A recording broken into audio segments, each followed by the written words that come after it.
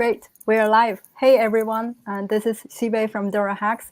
Thank you all for joining us today for the workshop series, episode 2 of DoraHacks Space Resources and Exploration Grant.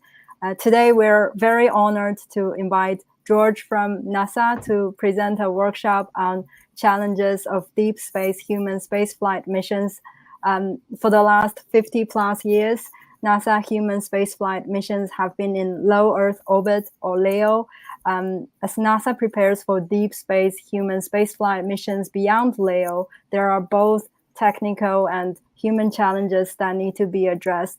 So this workshop will discuss at a high level those challenges and the ongoing effects NASA is undertaking to address those challenges.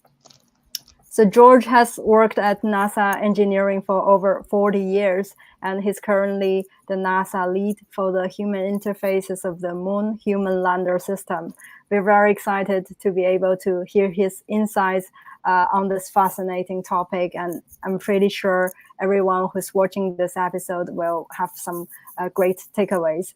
But before we kickstart this session, let me just give you a quick introduction about who we are and an overview of our grant's background. So for those of you who don't know DoraHacks quite well enough yet, we are a global hackathon organizer and one of the world's most active developer incentive platforms.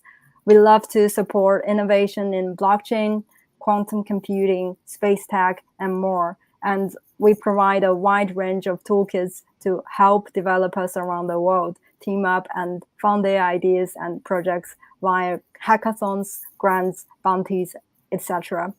As we're very much committed to supporting innovators in this exciting frontier, this Space Resources and Exploration Grant is definitely going to be a long-term focus for DoraHacks to foster innovation in space tech specifically, and it's open to submissions year-round. So you can submit your project at any time. We've already concluded 2 rounds previously supporting some great projects. You can check out more details on the grant page. The link should be in the description.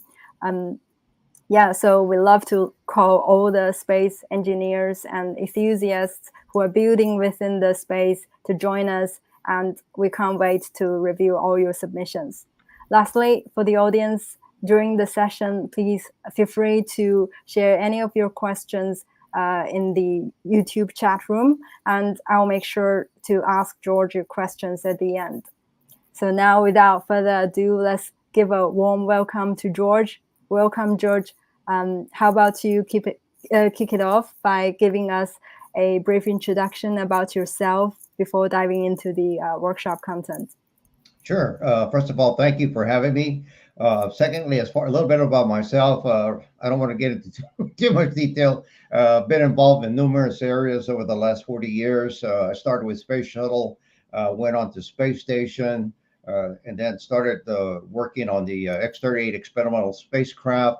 Then I started to get more into human interfaces and the elements of human performance and how that affects a computer system. And for us at the Johnson Space Center, which is the home of human spaceflight, it's very important, to factor the human element, because obviously we have astronauts on board the space vehicle. So that's pretty much a little bit about myself. I'm a registered professional engineer in Texas, and I'm a life senior mentor, life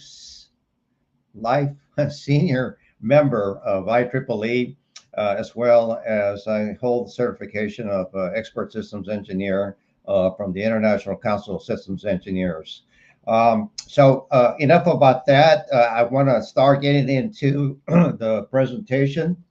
And so what I plan on doing is kind of giving you a high level, 50,000 foot level of challenges of deep space missions. I could talk a whole week about this subject and still not complete all the aspects of human spaceflight. So I'm just going to give you a flavor of what it entails. So I'm just going to first talk about the brief history of human spaceflight. Some of the programs that started the whole human spaceflight program. I'll mention. I'll say a few words about how long we've been on another planet during the Apollo space program. Then I'm going to talk about the planned human spaceflight future missions, which is now Artemis. Artemis, interesting enough, was the twin sister of Apollo from the Apollo space program. So we're going back to the moon this time to stay, which makes things a lot more challenging. And then, speaking of challenging, I'm going to talk about some of the challenges. It's not trivial to send humans to another planet, no, not without all kinds of protection and all kinds of, let's say, preparing the systems, not just the hardware and software, but the human for these deep space mission challenges. And I'm going to mention at a very high level risk reduction practices. Pretty much the risk reduction practices entail systems engineering. Systems engineering is very similar to systems thinking. And I'll say more about that in my presentation and then some concluding remarks. So let's get into the brief history of human spaceflight. The first program was the Mercury program. It was, we didn't know anything about humans in space, and we needed to understand, can a human operate and live in space? And that was the Mercury program. And that was the capsule was only good enough for one person. It was just pretty much to see if one human could operate and live in space. There was all kinds of concerns. Can the astronaut eat in space? Is the food going to come back up because of microgravity? What happens to their bones? What happens to their brain? A lot of questions were answered, and we learned a lot, not only about developing spacecrafts, but we also learned about the human element and what happens to the human in space. But it was these were short missions. Worst case was like 3 days, and that was it. Then we got into the Gemini program. And in the Gemini program, the spacecrafts were a little bit bigger. It was enough for two people. And now the objective was to rendezvous in space and also be there for a longer period of time. So Gemini, it was about a 2 week mission. And we were trying to learn how we could rendezvous because that was part of the plan for going to the moon was basically having two spacecrafts, the command service module and the lunar module separate when they get into space after we launch, and then dock together, and then go off to the moon. So we had to learn how to do that, and we almost lost a couple of astronauts in trying to do that because on Gemini 10, Neil Armstrong and Mike Scott, they when they attached to the Gemini. Gemini module, it started to spin and roll, and Neil Armstrong had to basically take manual control of the spacecraft and try to steady it. It was a very harrowing experience, but learned quite a bit. And then there is the Apollo program. That's where we went back to the moon, and there was a total of 6 missions where we landed astronauts on the moon. So a total of 12 people have walked on the moon. And I was very fortunate to have met some of them. And it's just amazing given the technology that we were able to accomplish that. And there were over 450,000 scientists, engineers, technicians, secretaries, all kinds of people involved with the Apollo space program. The last mission was the Apollo 17, which had Gene Cernan on there, as well as the first scientist, Harrison Schmitt, who was a geologist. It was the last mission to the moon, and Gene left a plaque there saying that one day we'll come back, and that's what I'm hoping for with the Artemis program. And so that space shuttle, that's the one that I started with. Space shuttle was a very interesting spacecraft. It launched like a rocket. It orbited around the Earth like a satellite, but it came back down to Earth like a jet airplane, if you will. Of course, in this case, the jet airplane was coming in at Mach 20, which is an incredible speed. And that's why it looked like a meteorite in the sky, because it was, it was coming back into the Earth at a very high speed, and the heat shields were the only thing that protected the astronauts from the intense heat of coming back into the Earth's reentry. We did the first lab mission, actually the first space station, the Skylab, using components from the Apollo program. And, we were now using these pieces of hardware to develop a space station for long duration missions. We're talking about 90 days or so. And it was a little bit more uh, gaining more experience, gaining more information about how the human behaves in space. And then came space station as the other major one, and that's right now happening, orbiting the Earth at about 260 nautical miles above the Earth's atmosphere, rather the Earth's surface. We're learning a lot about what it takes to live in space for a long period of time. Bone loss, cognitive, neurological decline due to radiation effects. And I'll say more about that in my presentation. And then, of course, right now we're in the Commercial Crew Program. And the Commercial Crew Program is we have SpaceX, we have Boeing, we have Blue Origin, all these commercial companies that are providing services for low Earth orbit. But soon we're going to be going back to the moon, and a lot of these commercial companies, like SpaceX and Blue Origin, are going to be supplying human lander systems. They're going to be used for the moon, as well as other commercial companies that may provide other services. And I'll say more about that later in my presentation. So how long have we been on another planet? Well, again, going back to the Apollo space program, we've been there a total of 3.4 days, and that's it.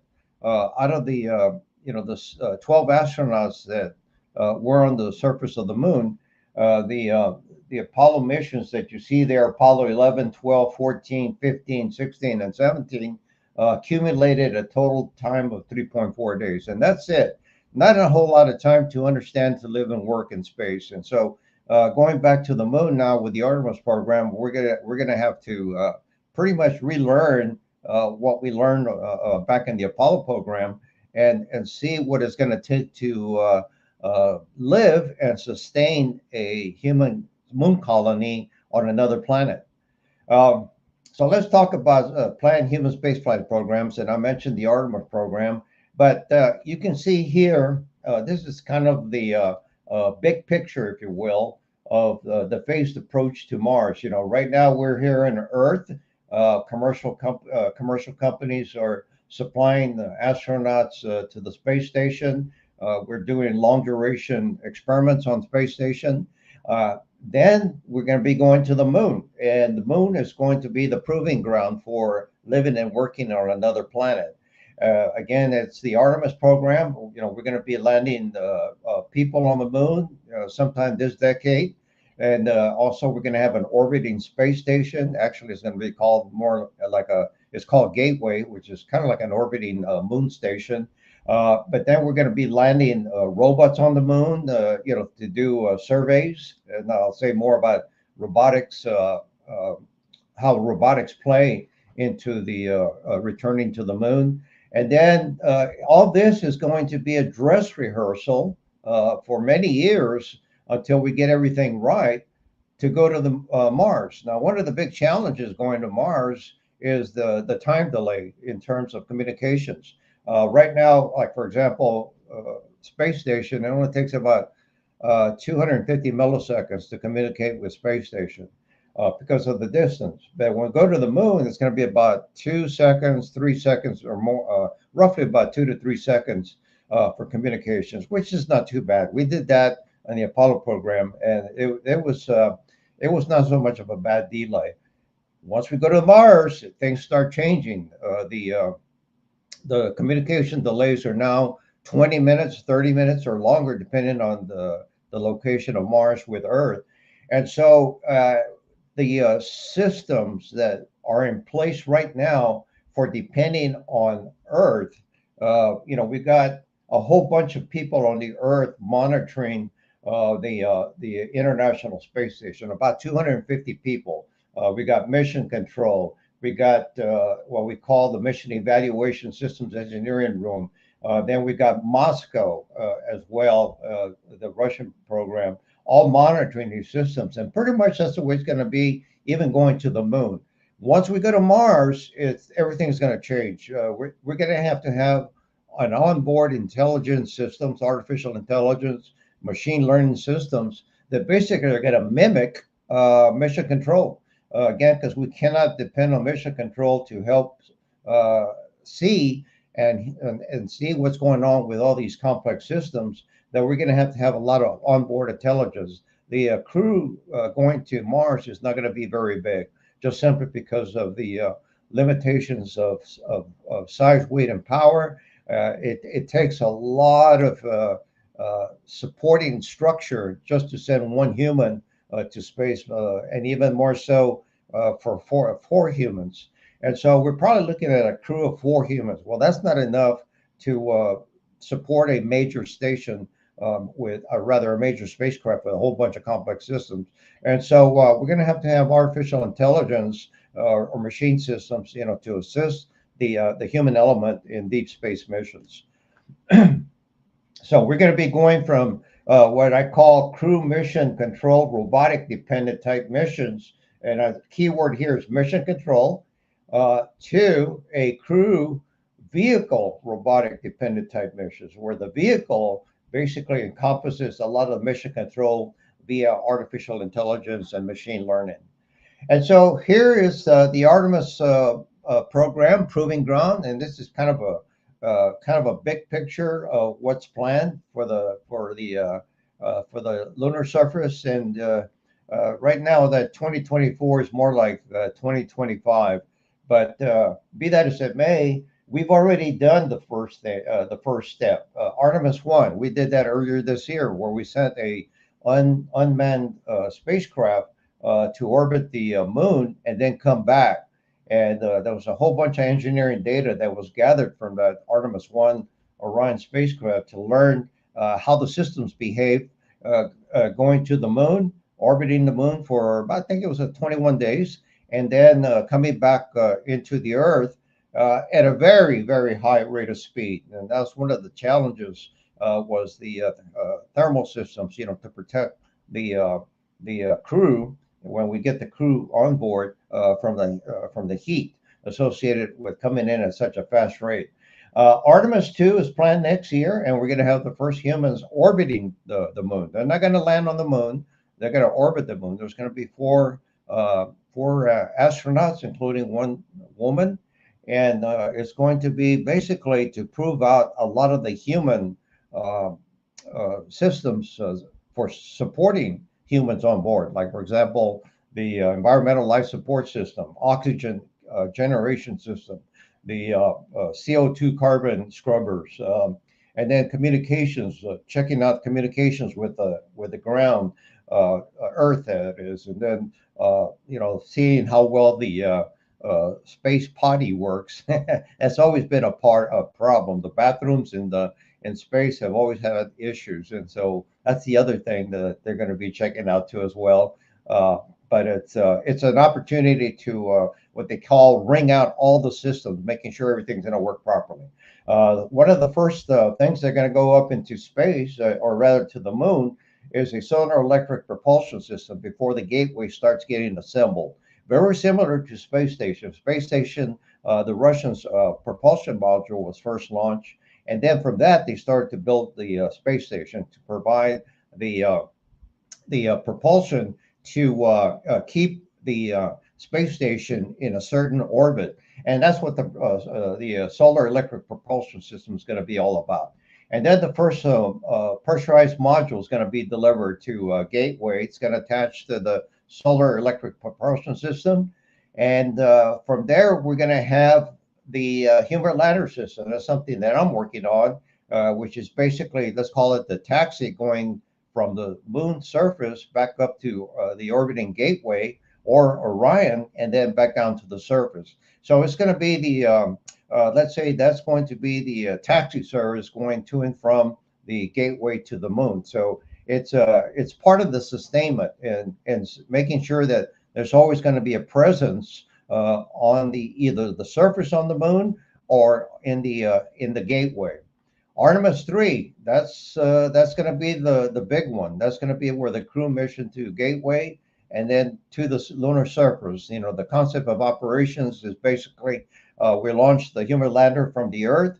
Right now, it's SpaceX that's going to do that using the Starship, and then Orion is going to be launched on the Space Launch System, and then they're going to dock together and then go to the moon, and eventually, or rather, they're gonna dock together while when they meet up on the lunar orbit, and from there, the crew on Orion, at least two of them, are going to go into the human lander system, and then the human lander system is going to land on the moon, and then the astronauts using extra vehicle activity spacesuits are going to do exploration. So you see down here something called commercial lunar payload services.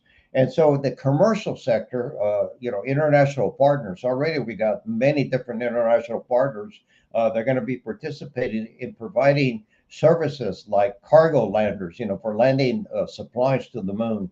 We're going to have experiments. They're going to land on the moon and try out things like in situ resource utilization, a way of, let's say, extracting water from the moon, moon regolith or moon dust. And of course, speaking of moon dust, that's going to be a major challenge in dealing with moon dust because moon dust is very nasty. It's kind of like crushed glass that has electrostatic properties that can attach to everything. And because it's very abrasive, it can ruin a lot of mechanical systems. It was a major problem on the Apollo space program. In fact, Gene Cernan, the last astronaut on Apollo 17, said that one of the biggest challenges of the moon program was dealing with moon dust. It was awful. And, there were a couple of astronauts that got respiratory problems from the moon dust. But that's going to be part of trying to solve those kind of issues and problems going back to the moon. So let's talk about some of the challenges. And there's many, and I'm just going to share a few with you. But let's talk first about the human. Humans were not intended, or we weren't meant to live on another planet other than Earth. Where we have a 1G environment, or 1G gravity environment. We have plenty of oxygen to breathe, and we get sunlight and all these kind of things that the body has grown accustomed to. Well, going to space, obviously one of the first things is altered gravity. Gravity is going to be different. It causes major problems to the physiological aspect of the body, balance disorders, fluid shifts. In a microgravity environment, there's no sinus drainage. If they have a cold, it all stays up there in their head. And that's why if you ever seen pictures of astronauts or cosmonauts, their head looks very swollen, and that's because they're not getting any drainage because of the gravity environment. Bone loss is a big thing. The body no longer starts to produce calcium to resist the Earth's gravity, and so the bones start becoming brittle. And of course, one of the let's say advantages of that has been experiments done dealing with what we have here on Earth called osteoporosis, which pretty much affects women a lot, where they have a lot of bone loss, and so that's part of the ongoing studies there. Space radiation is not only a problem for humans, but it's also for electronics, which I'll say later in my presentation. But one of the major effects of space radiation on the human is not just the potential of getting cancer, but also something called cognitive neurological system disorder, which basically affects their ability to think, their ability to comprehend, which makes it a problem with with something called situational awareness of what's going on in the spaceship and what controls to use based on that situational awareness. And I think I have a slide about situational awareness later in my presentation. But if they start losing cognitive abilities, it can affect the performance of them on a spacecraft or making the right decisions of controlling a spacecraft or a habitat on the moon. And all these things we need to solve before we go to Mars. We need to get the human uh, protected and protect them well to make sure that they are able to comprehend the challenges, the risk, and respond appropriately based on the systems that are available to them. This one is more psychological. It's isolation and confinement. They're going to be far away from home. Not so much on the moon, but we start going to Mars. It's going to be a major problem. You have also the factor of a small group of people living and working together for a long period of time. And how does that going to affect them for a long duration mission? Where they start getting on each other's nerves. We don't really know how well that's going to work. They've done studies here on the Earth, isolation studies, but like one Russian scientist told me many years ago, he said that when he talked to some of the people that were doing experiments in Russia for isolation missions or isolation studies, he said that that one of the reasons they were able to be in isolation for a long period of time is because they knew they were on Earth, and then one day that door was going to open, and they were going to get out and see their family. Well, not so if you're on Mars and you see Earth as a tiny little dot, and it just can. It's just not. We're not clear as to how the human's going to behave, and so that's another major challenge that we're looking at too as well. Obviously, it's going to be a hostile environment. We the moon and the moon system, environmental systems are not obviously geared for hosting humans. And so, we're going to have to provide our own food, our own water. Water is going to be a major factor. And, we have to look at ways of how we can extract water from the surface, living off the land, if you will. And that's part of in situ resource utilization experiments is to see how we can do that because we can carry a lot of water in as a transport to the moon, but it's only so many gallons of water we can transport. We're talking thousands of gallons, and each gallon obviously weighs 8 pounds. So that's weight, and weight it's expensive to launch into space. Roughly 10,000 U.S. American dollars for each pound that you launch into space. Food is obviously going to be needed, and so how are we going to generate that food? In emergencies, being far away from Earth, you can't, send the person to the emergency room if they're having a heart attack or appendicitis attack. And so the astronauts are going to have to be able to have the facilities for doing that on a faraway planet.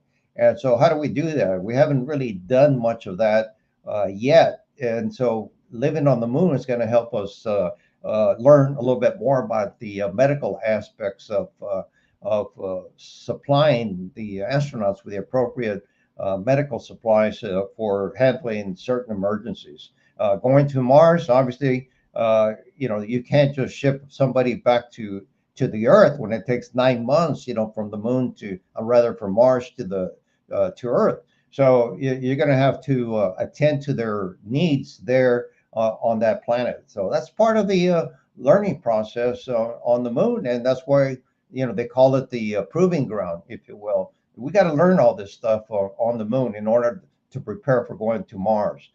Technology needs, I'm just going to say some of these briefly. There's a whole bunch of them that are needed, but obviously we got to have power. We got to have confident power source, reliable power source to power the system. We can't lose power when you're dependent on generating oxygen to keep the humans alive. So power, like for example, nuclear power is being looked at. Solar power to some extent is okay for the moon, but we go to Mars. the solar panels needed for supplying enough power for a Mars colony, they're going to be huge, much bigger than what's on space station right now. So it's a major challenge, and nuclear power is one approach that we're looking at. Robotic systems are going to be important, and I'll say more about that later in my presentation for assembly, for maintenance. Uh, as I mentioned, radiation can not only affect humans, but radiation affects electronics. And this is something that I think a lot of people don't understand that are not in the space business is that they say, oh, why aren't you using an iPhone? iPhones are powerful and, you should be able to use the technology of graphics processing units and all this. Well, radiation affects those electronics, and it can cause things like what we call single event effects of radiation. One of them is where it upsets memory. Another one is something called single event functional interrupt, where basically the system just stops working altogether because of radiation effects, and they have to reboot the system. That's been a problem on space station, even though it's not advertised. A lot of the commercial products that are used on space station sometimes have to be rebooted because they stop operating due to the radiation effects. So radiation is a big problem, and the thing is that there are electronics that are designed for radiation, but they're very expensive. I'll give you an example: something called a field programmable gate array that runs maybe $100 for a commercial one, high performance field programmable gate array or FPGA.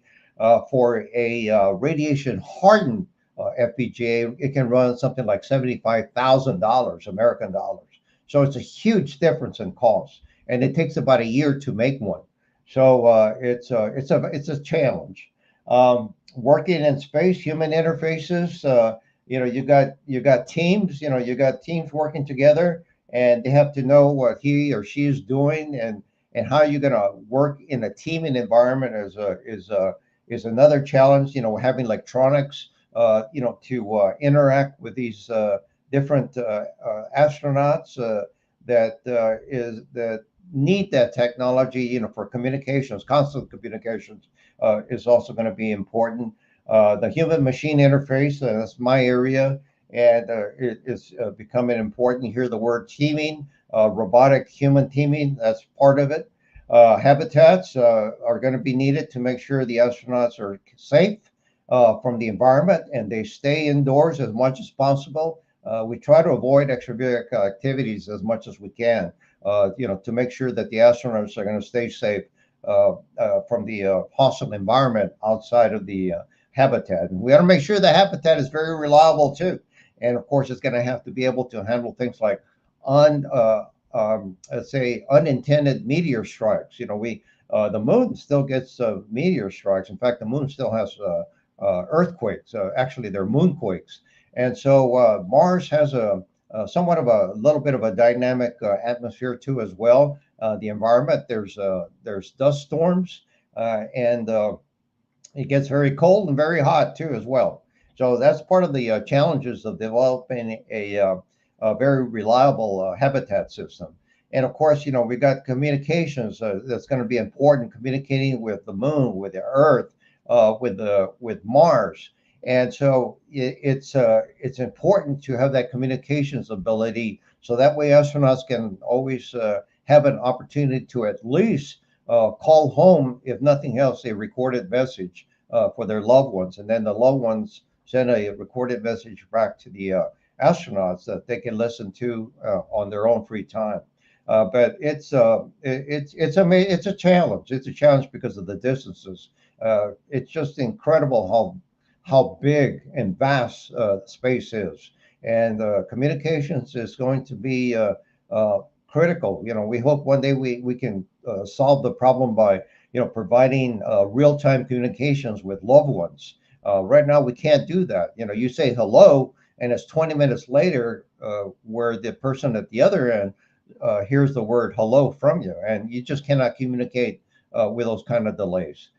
Earth entry systems, and that's going to be important more so for the Mars program, because the bigger the object, coming in at a very, very fast rate means that the kinetic energy, uh, formula for that is 1/2 mass times the velocity squared, is going to be huge. And so, how do you bleed off the kinetic energy of something huge like a habitat coming into the Mars surface? We don't know how to do that yet. We can land the Mars lander, rather the Mars rovers. They weighed about 2,000 pounds in the fashion that we did. But anything bigger than that, we're going to have to find different ways of doing that. And of course, medical facilities, as I mentioned previously, the medical facilities that have here on Earth are not designed for the space environment. They're not radiation hardened. And so, having things like magnetic resonance imagers and X-ray machines and things of that sort are just not going to work the way they are designed right now for the Earth. So we're going to have to figure out ways how to design those for deep space. And that's kind of a prototype of NASA's In-Situ Resource Utilization. These things are going to be huge in order to be able to extract from the surface, let's say, for example, Mars, a lot of dirt just to create the water and oxygen needed for keeping the humans alive. And so the importance of robots in deep space mission also, and I'm just kind of briefly mention that the importance of this is because the robots are going to be needed to keep the astronauts safe. First of all, we're scanning ahead to avoid hazards. That's what the Mars Science Laboratory robots are doing right now on Mars, is scanning ahead to see what's out there before we send humans.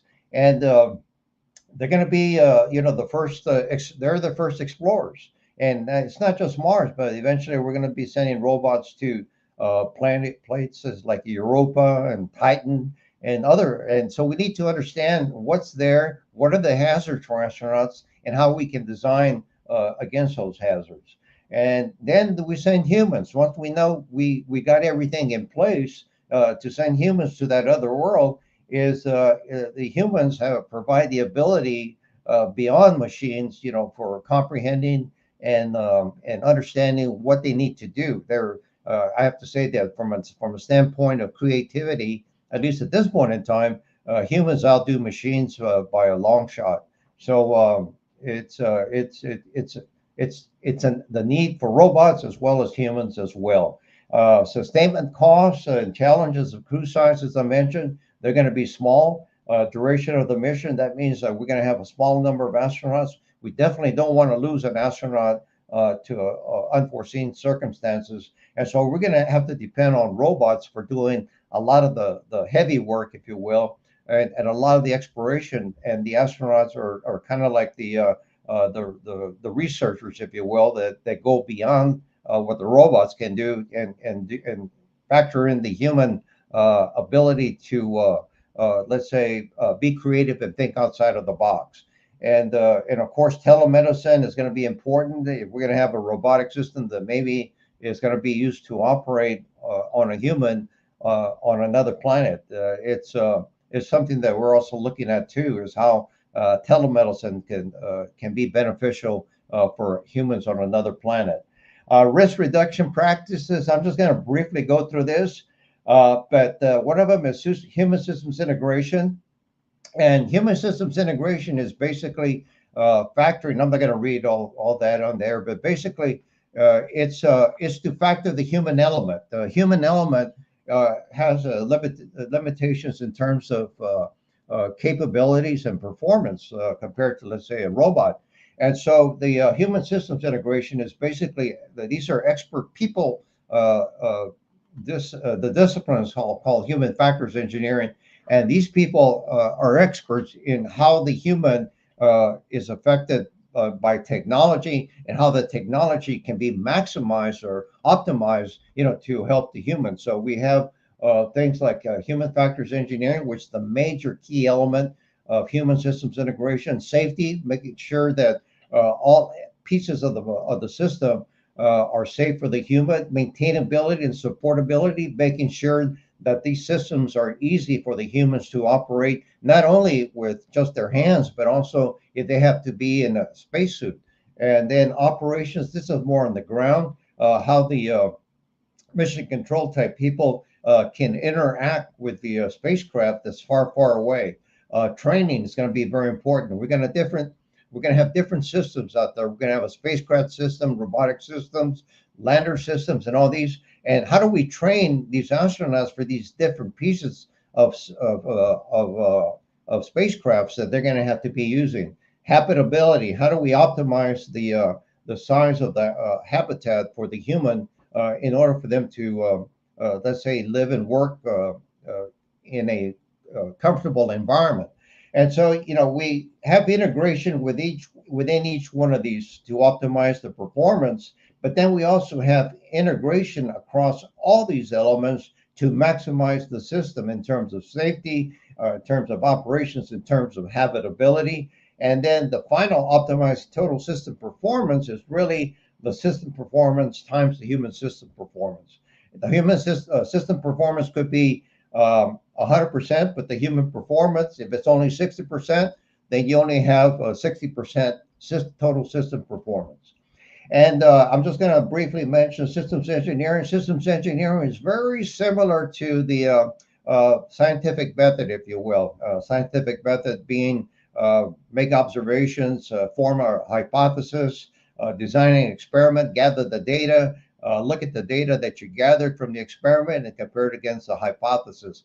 Very similar is the systems engineering process where we methodically create the requirements that are going to be needed for the system. We create different what we call logical decomposition or architectures, what architecture is going to be suitable to solve the problem. And then from the architecture, we go into the detailed design. That's where we do schematics and software coding and all that. So on the left side, we're doing the definition and design. On the implementation, we're starting to put the pieces together based on the design solution. And when we start integrating these pieces, and then we start verifying the system, making sure we built the system right, and then validating, did we build the right system? And then we transition the system to the next phase. And so over here, you look at some of the challenges in terms of environmental testing of components for the space environment, radiation, which is a big one and expensive as heck, vibration, electromagnetics, thermal, pressure, leak and depress and repress. So mechanical system, electronic systems have kind of like a bathtub curve for failure. And that's what we have to factor in when we're designing the systems. Basically, the bathtub curve says that there's going to be a lot of failures early on because the technology is new, but after usage for a certain number of hours, it's going to be a constant failure rate. And then afterwards, it starts to wear out, whether it's a mechanical system, electronic system. Software has a different failure rate because it doesn't have moving parts. So software, you first design software and you got all kinds of bugs in it, and then you try to get those bugs out until you have a minimum failure rate. But then if you upgrade it, you have another higher failure rate until you get the bugs out, and then et cetera, until you stop upgrading it and you get all the bugs out. Then you have a constant failure rate of your software. For deep space missions, even though you can have a constant failure rate for software, space radiation can cause this to hiccup, thinking that it's the software, but it's not. It's the hardware. All right, and then this is very briefly some of the human systems things that are going on. We're trying to match the task to the human. We're trying to match hardware and software design, and then we're trying to match the hardware and software design to the task. That's task design is a very critical aspect of designing deep space mission type applications. Here's something that basically is called the human-centered design, and I'm just kind of simplistically say that it's you have a certain design solution. You come up with a solution, you analyze it against hazards, you do some human in the loop testing, something we call a HITL, and see where the deficiencies are of the system. We assess it, and then we improve on it, and then we go through the iteration of process again until we've minimized all the risk. And this is pretty much systems engineering. It's it's a major risk mitigation, but it's a methodical way of developing systems, assessing the performance in an incremental fashion until we've gotten most, if not all, the bugs out of the system. And one way of describing it is something called the Swiss cheese model that was adopted by James Reason back in 1990. And basically, what he said was, when you're designing systems, you have these barriers. Whether you develop, you have requirements, you have a good design, you have safety reviews, you got good training, you got maintenance. These are and crew health. Okay, these are barriers against a potential hazard, but we're not perfect, and so we have holes in these barriers. In other words, shortcomings, gaps, if you will. And then there's going to be a time where things just line up just properly, that a hazard goes all the way through and causes an accident. There are times where maybe a hazard can be deflected by a good design. It can be deflected by our safety or training. But there's that one situation where it's just a bad day, if you will, and all the gaps and shortcomings lined up and caused the accident. And so, in conclusion, we're gonna learn to live and operate in another planet, and it's gonna take some time, but we're gonna get there. And we're gonna settle in other worlds, uh, starting with the moon, learning how to live and operate on the moon, and then eventually go on to other worlds. And I hope I'm still alive when that happens.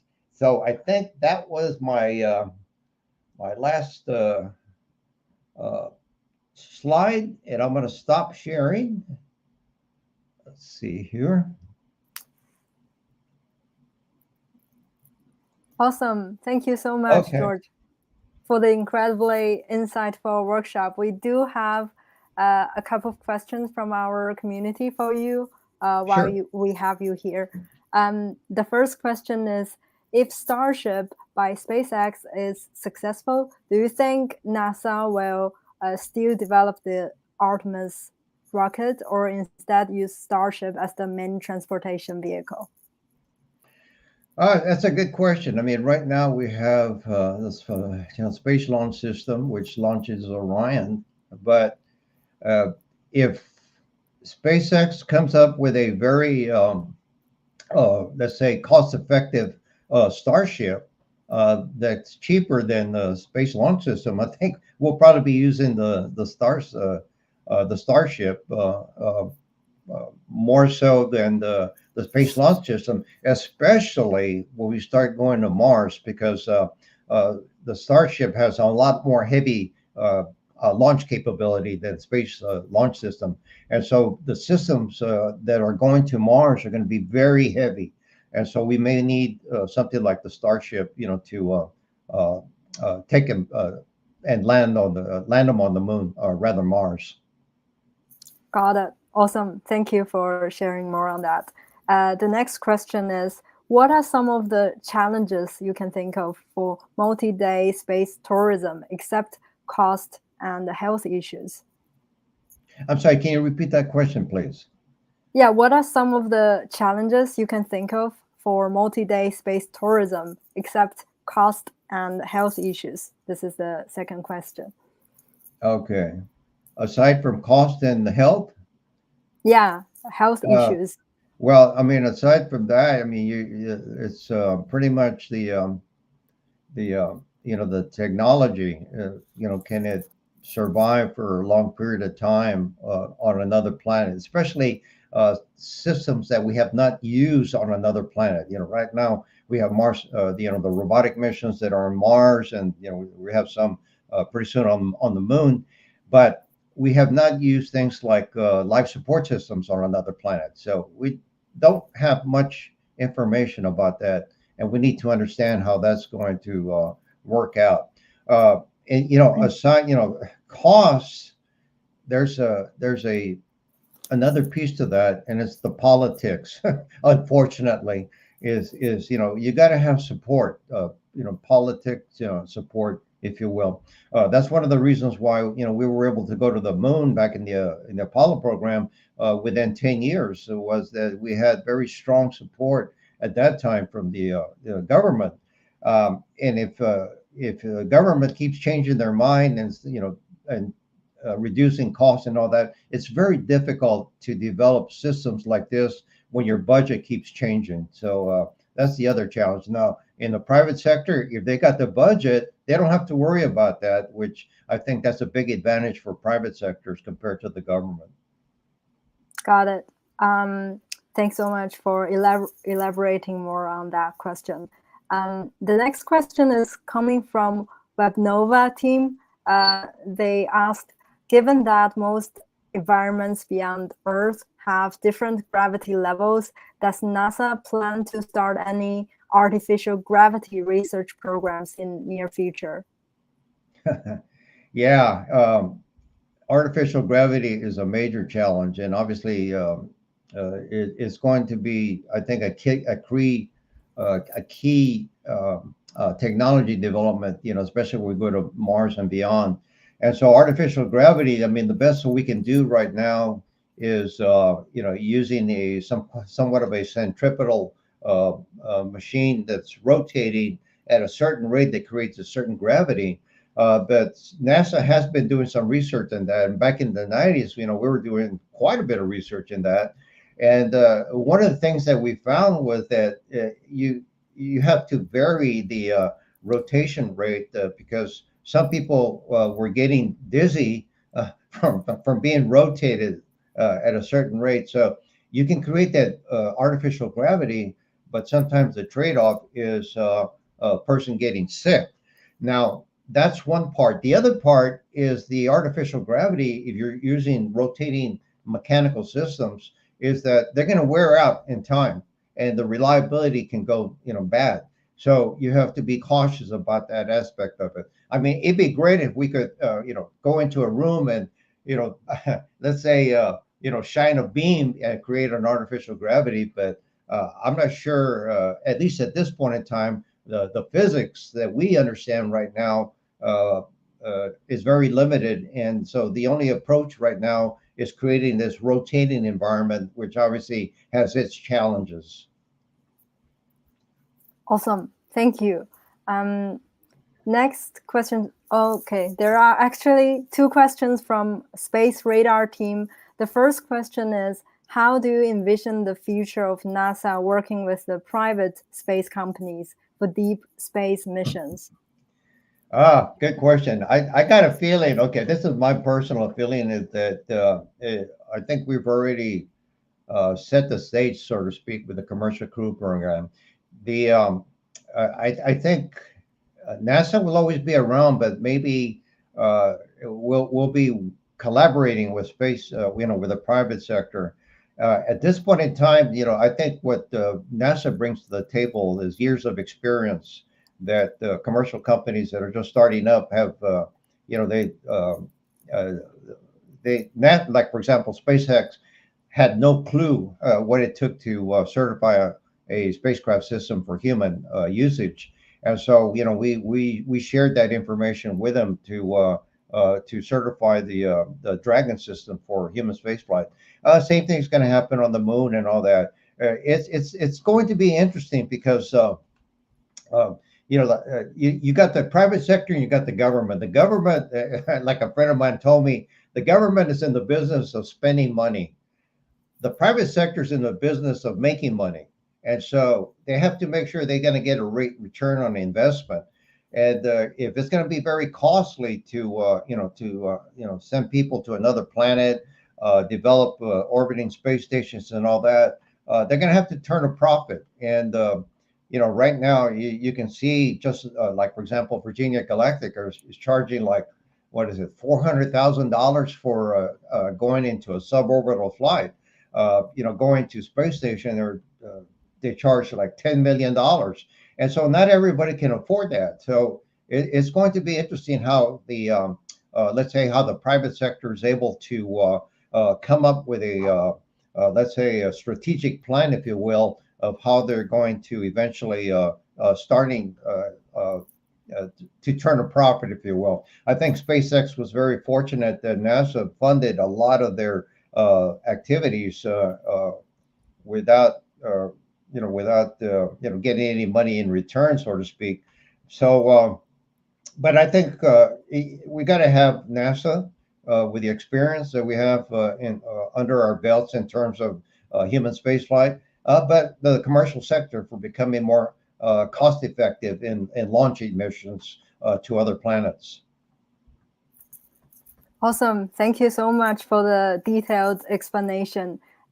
Their other question is, what is your opinion on the current space law, taking into account the expected growth of missions in the upcoming years? Are the current regulations enough? What's your opinion on that?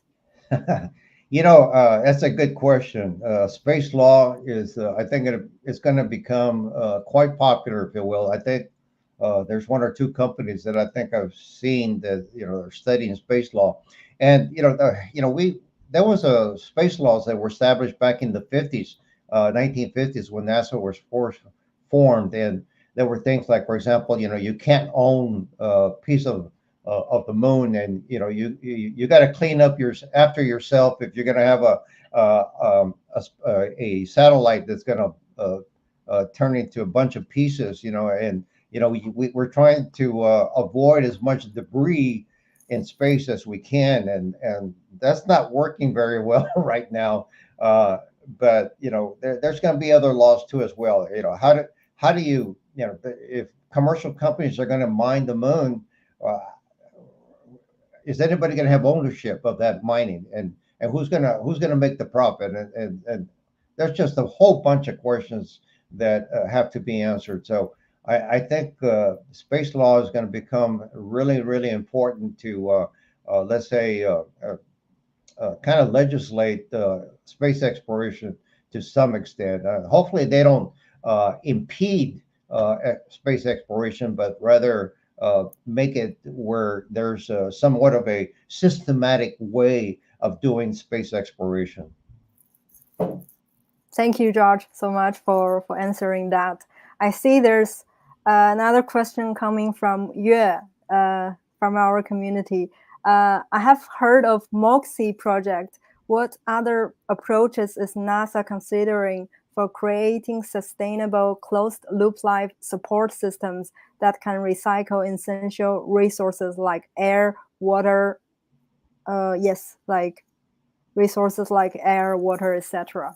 Yeah, I mean, right now the current right now on space station we have a water recycling system that basically takes all kinds of fluids in and pretty much recycles everything for drinking water. Um, they only lose about 5%. Uh, but even so, 5% over a long period of time, eventually you're going to start losing more and more. So it's not 100% efficient, but we're learning more about how do we can recycle water. That's pretty much the current limitation right now. That's somewhat challenging in terms of going to let's say to the moon for a long period of time and recycling water there is first and foremost it's got to be reliable, and then secondly we need to make it more efficient. So but that's just water, and we need to find a way of taking water from another planet's soil, another planet resources, and that's the challenge, and that's why we're doing experiments with something called, as I mentioned, in situ resource utilization, where simplistically you dump a bunch of dirt in, and out comes water. And I'm saying this simplistically. It's not that easy. I looked at some of the systems that we have at the Johnson Space Center for doing that, and it's a big room of machinery and all kinds of things, just to create a small glass of water from about 20 pounds of dirt. So it's in its infancy right now, but I'm hoping that maybe the commercial sector comes up with very efficient ways of doing that. Because if you think about it, that might be beneficial here on Earth as well. Think about countries that have very limited access to water. They could somehow take the soil from that area and create water for the for its people, it's an opportunity for what we call dual use technology, not only in space but also here on the ground. Got it. Thank you, George, for sharing on that. I think we have time for one more question. That's going to be our last question. I think it's more like a philosophical one instead of technical. So the question is from Ya Q. Is it necessary to live in the moon or Mars? What is the meaning of a space travel? That's the question. What is the meaning of space travel? I have to say that uh, I think humans are biologically wired to explore. If you think about the early people that had nothing to other than their feet to walk, and they saw a mountain. They say, "What's on the other side of the mountain?" So they walked across, and to go to the other side of the mountain, and then they come up. Then they come up to the ocean. They go, "Whoa, what's on the other side of the ocean?" So they built ships, to go to the to explore, if you will, what's in the water, what's beyond, what I see here. And then, we look up in the sky and say, oh man, you see birds flying and we see stars and all that, what's up there?